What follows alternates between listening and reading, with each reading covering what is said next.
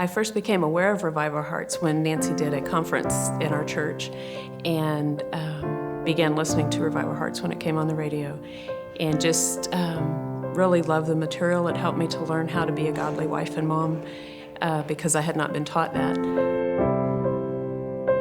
Through the years as our kids grew and launched into adulthood, it didn't go very well, and my son ended up going to federal prison when he was 19. And as we went to visit him on Fridays, I would listen to Revive Our Hearts, and it would help ground me in who God is and that God is faithful. For 9 years straight, Beth listened to Revive Our Hearts programs as she drove to visit her son Greg in prison.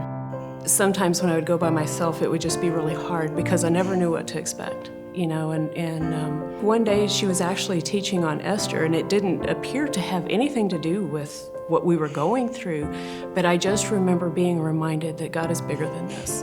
And it just encouraged me. It didn't matter what she was teaching on because it was all about God and it was all about Him, and our situation was all about Him, not about my discomfort or, what my son was doing, but that God had a plan to get a hold of his heart. And so it helped me to not focus so much on my circumstance and the hardness of going through that I could focus on God and know that He had a plan for our situation and that He had something beautiful to come out of it. Though it was an unlikely location, prison was the place where Greg came to understand God's amazing saving grace. Our son surrendered to the Lord while he was in prison and began leading praise and worship in prison.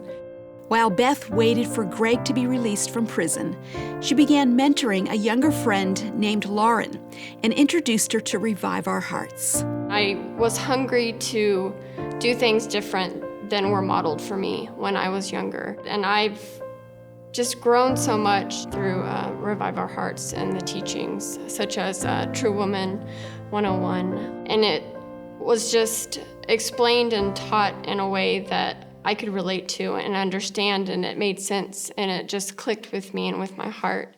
Beth kept investing in Lauren, and she continued traveling back and forth to visit Greg.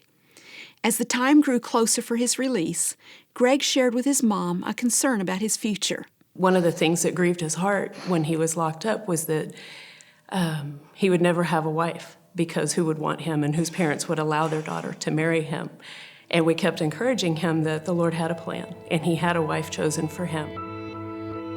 Little did Beth know that the young woman she had been mentoring would someday become her daughter-in-law. In God's providence, He allowed Greg and Lauren to get to know each other. Today, they have a beautiful marriage and just welcomed into the world their firstborn son, Zachary. God used Revive Our Hearts to sustain and encourage Beth during this trial. And He used Revive Our Hearts to prepare Lauren to become a godly wife and mother. Revive Our Hearts has been such a significant resource to teach me what the Bible says, what the truth says about womanhood and marriage and motherhood. And I'm just so grateful. Now Lauren is leading other women like herself through True Woman 101. I'm just so blessed to be able to lead other women through the same study and sharing His word and His truth with them and who He designed us to be.